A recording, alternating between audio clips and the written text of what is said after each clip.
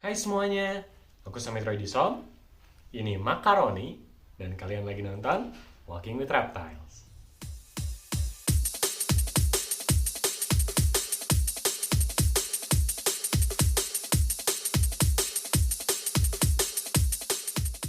Semuanya kenalin ini Makaroni. Dia adalah short tail python. Sebenarnya short tail python sama blood python itu sama nggak sih? Jawabannya enggak. Mereka itu different species ya. Mereka adalah spesies yang berbeda, tapi masih di dalam satu genus. Nah, di Indonesia sendiri, short tail kompleks itu suka disebut dipong. Nah, ular dipong itu di Indonesia yang biasa disebut dipong atau short tail kompleks itu ada 3 ular dari 3 spesies yang berbeda. Yang pertama ada Python brongersmai atau blood python. Itu asalnya dari Sumatera, itu dari warna itu lebih kemerahan. Kemudian ada juga Python curtus, itu dari Sumatera juga, warnanya lebih gelap, warna hitam. Dengan kepala kadang hitam atau silver atau kayak pumpkin atau kecoklatan warnanya. Python curtus suka juga disebut Sumatran shorttail python atau common name-nya Sumatran shorttail python. Kemudian ada ular ini, Borneo shorttail python atau Python breitensteini yang asalnya dari Kalimantan. Ketiga spesies ini mereka suka disebut dengan ular dipong di Indonesia. Shorttail sendiri sebetulnya ada satu lagi spesies yang baru ditemukan itu di Myanmar atau di Burma ya.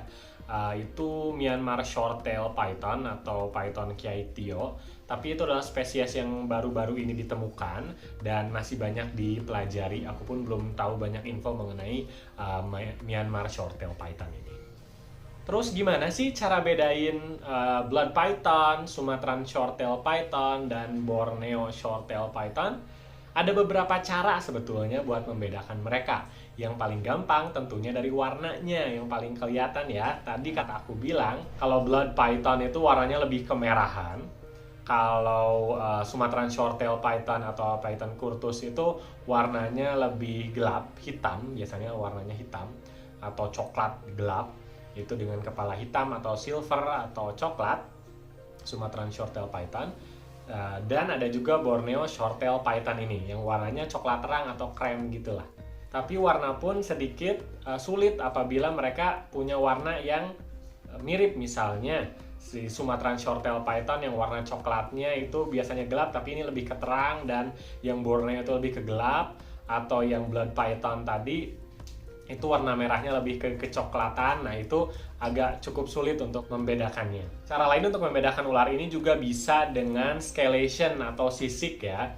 Itu paling gampang bisa dilihat dari sisik parietalnya. Sisik parietal adalah sisik di atas kepala, di belakang sisik frontal ya, atau di dahi kalau frontal, kalau orang di dahi ya, antara mata itu di atas sisik frontal. Nah, ini sisik parietal yang di belakang sisik frontalnya itu berbeda. Untuk blood python dan Borneo shorttail python sendiri, mereka punya sisik parietal yang nempel. Tapi untuk Sumatran shorttail python atau Python curtus itu sisik parietalnya terpisah atau nggak nempel. Selain sisik parietal, ada juga sisik yang biasa kita sebut sisik subokular. Sisik subokular itu adalah sisik di bawah mata yang dimiliki oleh Sumatran shorttail python dan Borneo shorttail python. Sementara blood python dia nggak punya sisik subokular tadi. Ada juga cara lain yang lebih akurat, tapi buat aku ini lebih sulit dan ribet banget. Itu ngitung sisik ventral atau sisik perutnya. Jadi untuk Borneo shorttail dan Sumatran shorttail, mereka itu punya sisik ventral di bawah, sekitar di bawah 160 lah. Dan untuk blood python dia punya lebih banyak, yaitu di atas 165 ke atas lah. Jadi kalau ada yang sisiknya 165 ke atas itu adalah blood python, sementara yang sisiknya 160 ke bawah itu Sumatran shorttail atau Borneo shorttail. Tapi good luck kalau kalian mau ngitungin sisik ventralnya ya, karena susah banget kayaknya ngitung sisik ventral ular yang hidup, lagian dianya kan gerak-gerak juga, dan ratusan gitu. Jadi kalau kalian mau pakai metode itu, good luck. Nah, terlepas dari semua itu, mereka itu punya karakter dan care dan lain-lain yang hampir mirip, sehingga bisa kita bahas dalam satu video ini. Nah, langsung aja yuk kita bahas lewat 5 kategori ular yang besar tapi kecil ini apakah cocok untuk kalian pelihara. Ular besar tapi kecil, ya nanti kita bahas lebih lanjut. Kenapa sih ular ini disebut besar tapi kecil? Kita langsung ke kategori yang pertama, yaitu karakter. Untuk karakter, di sini kita kasih Dipong bintang 3 dari 5. Untuk karakter sendiri, Dipong ini buat aku adalah salah satu ular yang cukup sulit untuk dibaca gerakannya. Mereka ini juga punya reputasi yang disebut sedikit galak katanya ya. Kalau untuk yang wild caught itu memang bisa aku pastiin mereka itu galak. Karena mereka belum pernah berinteraksi sama manusia dan lain-lain kan. Tapi kalau untuk yang captive hatch atau captive bred dengan effort kita, mereka bisa jadi jinak, sangat jinak malah. Tapi ya tadi, mereka itu tetap agak sulit untuk dibaca gerakannya. Jadi aku selalu lebih hati-hati, lebih cautious dengan Dipong ini. Itu kembali ke sifatnya, ke nature dan behaviornya sebetulnya. Mereka itu di alamnya adalah ambush predator. Jadi mereka biasanya nunggu di bawah dedaunan. Mereka itu ada di hutan tropis kan, dan di dekat rawa-rawa, dekat perairan yang banyak daun-daun kering, daun-daun berjatuhan. Dan biasanya itu jadikan tempat bersembunyi buat mereka. Karena mereka cukup besar, mereka apalagi yang adultnya itu sulit buat mereka nyari lubang untuk bersembunyi. Karena mereka terbilang cukup besar, jadinya mereka bersembunyi di bawah dedaunan-dedaunan kering. Dan itu menjadi tempat yang sempurna buat mereka berkamuflase, melindungi diri dari predator, juga berkamuflase untuk berburu mangsa. Tapi mereka ini bukan active hunter ya, tapi mereka kembali kayak kataku tadi, mereka itu ambush predator. Jadi mereka bakal nunggu di bawah dedaunan kering itu selama berjam-jam, berhari-hari, bahkan berminggu-minggu mereka nggak gerak sama sekali sampai ada mangsa yang lewat di depannya. Misalnya pengerat atau kayak tikus, rat yang besar. Mereka langsung sergap itu kayak gitu. Mereka juga punya explosive strike. Jadi mereka itu kalau strike, karena mereka itu sangat bulky ya, kalian bisa lihat ini mereka besar bukan gendut, tapi mereka besar itu berotot ya. Jadi mereka itu sangat kuat sekali. Ketika strike mereka itu seperti lompat karena saking kuatnya kekuatan strike-nya, sehingga beberapa bagian dari badannya pun jadi ikut maju gitu karena terbawa dengan dorongan strike-nya sendiri. Itu seberapa kuat Dipong ini. Nah, kalau kalian mau handle ular ini, karena mereka adalah fully terestrial, jadi kalian harus support semua berat badannya. Karena mereka akan gak nyaman ketika kalian handle hanya dengan mensupport beberapa berat badannya aja. Jadi jadi kalian harus handle mereka dengan mensupport semua berat badannya. Karena mereka sekali lagi adalah fully terestrial, mereka itu biasanya di tanah, nggak biasa di handle. Nah, ketika kita handle, basically kita tuh kayak pohon dan ularnya harus berpegangan.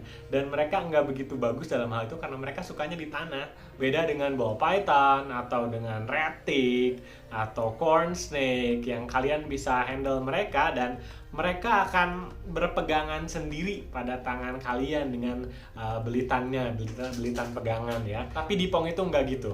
Nah, untuk Dipong yang masih kecil sih bisa lah ya handle dengan support semua badannya ini gampang.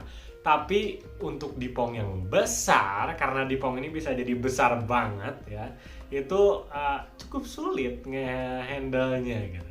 Agak tantangan juga. Ukuran maksimalnya sendiri Dipong itu bisa mencapai 1,5 meteran dengan berat 9 kiloan lah.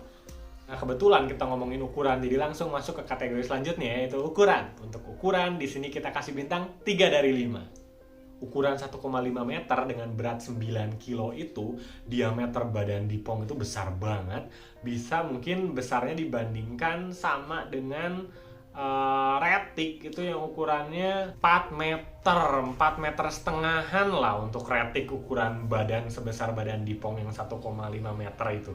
Jadi buat orang, kalau kalian punya the full grown Dipong, itu pasti orang ngelihatnya bakal, wow ini ular gede banget gitu. Orang nggak mungkin kalau yang baru lihat ular, apalagi khususnya ya, bahkan yang suka reptil pun kalau ngelihat Dipong besar tuh kayak wow gitu, that's a big snake, gede banget gitu. Nah, itu yang bakal dirasakan orang ketika ngelihat Dipong kalian apabila kalian punya full grown Dipong. Tapi that's crazy, karena sebetulnya panjangnya itu gak jauh beda dengan panjang ball python. Jadi itulah kenapa tadi kata aku Dipong ini ular yang besar tapi kecil. Sekarang kita lanjut ke kategori yang ketiga, yaitu perawatan. Untuk perawatan di sini kita kasih bintang 3 dari 5. Untuk perawatan sendiri sebetulnya untuk enclosure, karena dia ukurannya cuma 1,5 meter, jadi kandangnya pun nggak harus yang enormous ya, jadi kandangnya pun nggak besar-besar amat.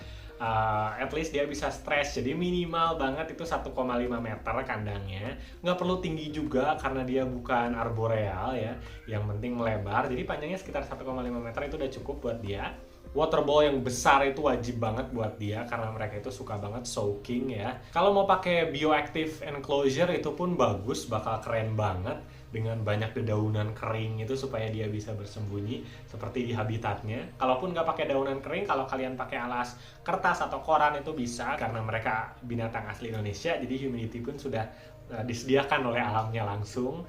Tapi kalian terus pantau humidity-nya harus tinggi sekitar 70%-an, 75%. Dan tadi kalau kalian nggak pakai daun-daun kering itu mereka akan suka kalau kalian kasih banyak kertas-kertas, potongan kertas atau yang digulung-gulung itu supaya mereka bisa sembunyi di bawah. Untuk temperatur sendiri mereka itu bisa di-keep di temperatur ruangan. Tapi kalau kalian mau pakai lebih baik lagi, pakai cool side dan warm side, itu kalian bisa di 25 derajat Celcius untuk cool side dan 31 derajat Celcius untuk di warm side-nya. Satu lagi, ini Dipong Keepers pasti tahu nih, mereka itu biasanya nafsu makannya bagus, bahkan mereka suka banget makan. Jadi gampang banget buat kalian bikin dia obesitas atau obes ya, dan itu bukan hal yang bagus sebetulnya untuk Dipong.